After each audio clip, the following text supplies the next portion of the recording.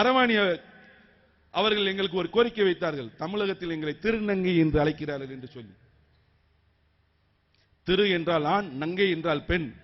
திருப்பி எங்களை நடுவில் கொண்டு வந்து நிப்பாட்டார் இங்க ஆட்சியாளர்கள் அப்படின்னு சொல்லி. ஆனால் பாண்டிச்சேரியில் எங்களை அரவாணியாகத்தான் அழைப்பார்கள். எங்களுக்கு ரெண்டும் கெட்டான் பிழைப்பு வேணாம், நான் தனி ஜாதி என்று சொல்லி இந்த அரவாணி என்று பெயர் வேண்டும் என்று கேட்டமைக்காக ஒரு தீர்மானம் நிறைவேற்றியிருக்கின்றோம் அவர்களுக்காக. இது வரலாற்று சிறப்புமிக்க மாநாடு தான். நான் உரை எழுதும் போதே நினைச்சிருப்பீங்க இது ஏதோ உணர்வுகளுக்கு தூண்டிலிடும் மாநாடு என்று சொல்லி. நான் சொன்னேன் மாநாட்டுக்குழு தலைவரிடம், 10 ஆண்டுகளாக நீதித்துறையிலிருந்து நாம் வரவழைத்து விட்டோம். இனிமேல் நீதித்துறையிலிருந்து யாரும் வரமாட்டார்கள். நாம் தான் சீஃப் கெஸ்ட். நம்ம மாநாட்டில் நம்ம மட்டுமே இங்க சிறப்பு விருந்தினர். நாம் கூடுவோம், இந்த சமுதாயத்தை திருத்துவோம், நாம் இந்த சமுதாயத்தை உருவாக்குவோம்.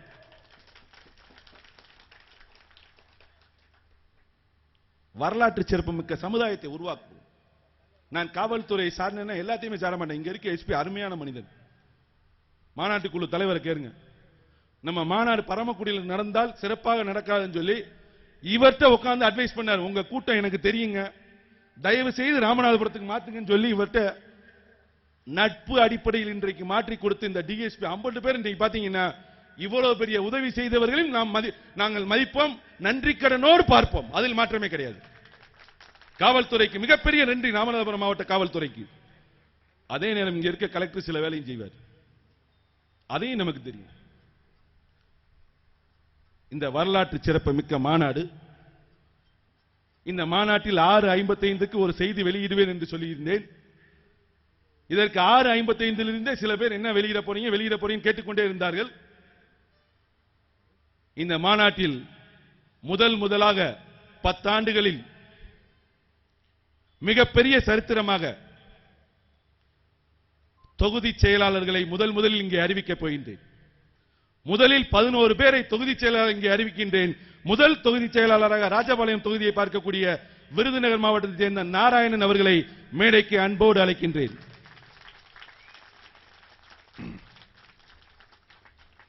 விருதுநகர் மாவட்ட தலைமை அமைப்பாளர் நாராயணன் அவர்கள் முதல் தொகுதி செயலாளராக இந்த இயக்கத்தில் பணியாற்றுகின்றார். மிகப்பெரிய வாழ்த்துக்களை அவருக்கு தயவு செய்து கொடுங்கள். அடுத்தபடியாக, ஏனென்றால் இந்த மண்ணில் நடத்தி திருப்பி ஒரே ஆளுக்கு சொல்லக்கூடாது பாத்தீங்களா, பரமக்குடி தொகுதி செயலாளராக மாநாட்டுக்குழு தலைவர் ராமநாதபுரம் மாவட்ட தலைமை அமைப்பாளர் செந்தில் செல்வானந்த் அவர்களை இங்கே அறிவிக்கின்றேன். ஈரோடு மாவட்டம் பவானி தொகுதியின் செயலாளராக ஈரோடு கிழக்கு மாவட்ட அமைப்பாளர் வீரா அவர்களை தொகுதி செயலாளராக அறிவிக்கின்றேன்.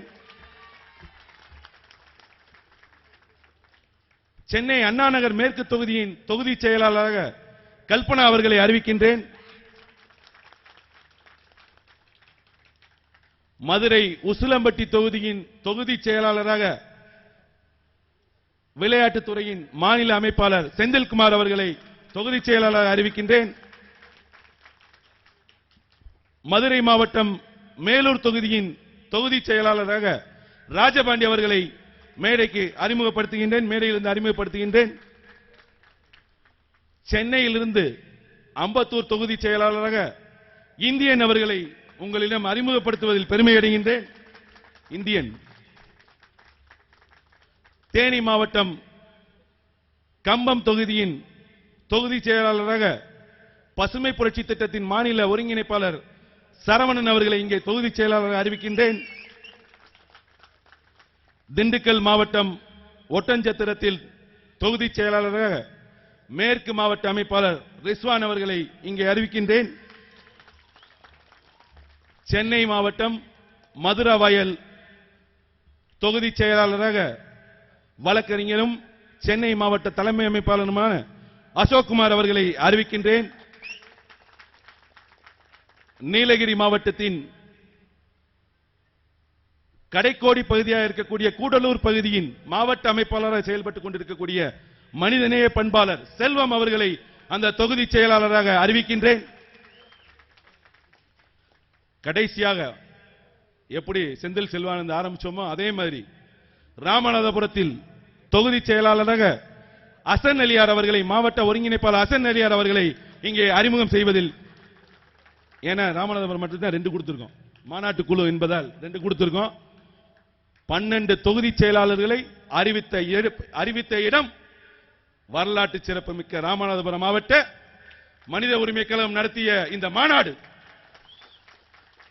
வரலாற்றில் இடம் பெறுவோமா மாட்டோமா? வரலாற்றில் இடம் பெறுவோமா மாட்டோமா? பத்தாதே பத்தாதே பத்தாது பத்தாது, இவ்வளவுதானே? பெரிய சமுதாயம் சார், பத்தவே பத்தாது. கைதட்டல் எடுத்து இந்த தொகுதி செயலாளர்களுக்கு மிகப்பெரிய அங்கீகாரம் கொடுக்கும்படி கேட்டுக்கொள்கின்றேன். இந்நேரம் மனசுல ஓடி இருக்கும், லியாகத்தனன் ஓடி இருக்கும், சூர்யானனுக்கு ஓடி இருக்கும், கட்சியை அறிவிக்க போறாங்க போல இருக்கு அப்படின்னு சொல்லி. அறிவிப்போம். சில விஷயத்தை செய்து தரவில்லை என்றால் இந்த அமைப்பை கட்சியாக மாற்றுவோம். அதில் மாற்றமே கிடையாது. இன்னும் சொல்ல போனால் அரசாங்க உத்தியோகத்தில் நான் வேலை பார்த்துக் கொண்டிருக்கின்றேன். கெசட் ஆபீசர் உட்கார்ந்து இருக்கேன். நானே தைரியமாக ரோட்டுக்கு வந்து போராடும் பொழுது ஏன் நீங்கள் வரக்கூடாதா? இந்த இயக்கத்தை சார்ந்த வரக்கூடாதா? நாம் உருவாக்கும் இந்த அமைப்பை நல்ல அரசியல்வாதியை உருவாக்குவோம், இல்லை என்றால் நாமே நல்ல அரசியல்வாதிகளை மாறுவோம் என்று மிகப்பெரிய சூழலை இங்கே உருவாக்குகின்றேன். நினைக்கலாம், எத்தனையோ கட்சியிலிருந்து வந்திருக்கோம், எத்தனையோ கட்சியிலிருந்து இங்க உட்கார்ந்து இருக்கோம், எத்தனையோ நம்ம செயல்பாடுகள் இருந்து வந்திருக்கோம். இந்த இயக்கம் ஒரு பொதுவான இயக்கம் என்று சொல்லிதான் வந்திருக்கிறோம் என்று நினைக்கலாம். நல்லது செய்யும் பொழுது சில விஷயத்தை கையில் எடுத்துத்தான் ஆக வேண்டும். நல்லது செய்யும் பொழுது சில விஷயத்தை விட்டு கொடுத்து தான் ஆக வேண்டும். அப்படித்தான் இன்றைக்கு 12 தொகுதி செயலாளர்களை இந்த வரலாற்று சிறப்பு மிக்க இந்த மாநாட்டில் அறிவிக்கும் பெருமை எனக்கு கொடுத்த மாநாட்டு குழுவிற்கும் சரி, மாநாட்டு அமைப்பாளருக்கும் சரி, மீண்டும் ஒரு முறை கைதட்டல் கொடுத்து இந்த தொகுதி செயலாளரை சிறப்பாக செய்யும்படி கேட்டுக்கொள்கின்றேன். தொகுதி செயலாளருக்கு என்ன வேலை என்று நீங்கள் கேட்கலாம்.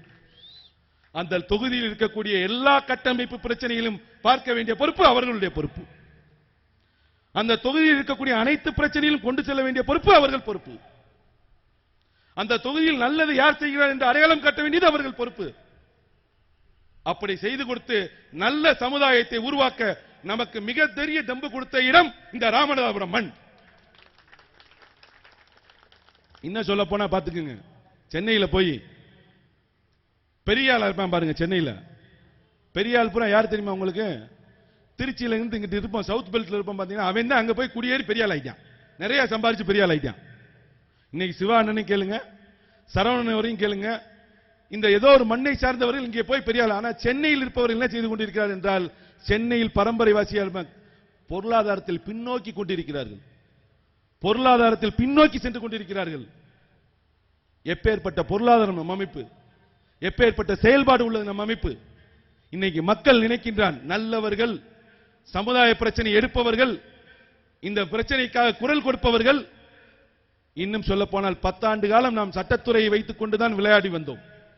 10 ஆண்டு காலம் சட்டத்துறையை வைத்து விளையாடி வந்தோம். பெட்டிஷன் கொடுப்போம், அதிகாரி. போன வாரம் பார்த்தீங்கன்னா மதுரை கார்பரேஷன் கமிஷனர்கிட்ட போயிருந்தேன். நம்ம வடக்கு மண்டல அமைப்பாளரை கார்பரேஷன் கமிஷன் சொன்னாரு, உன்னை உள்ள தூக்கி வச்சிருவேன்ட்டாரு. எதுக்கு தெரியுமா உங்களுக்கு? மனித உரிமை கழகம் சொன்னதுக்காக. மனித உரிமை கழகம்னு சொன்னதுக்காக.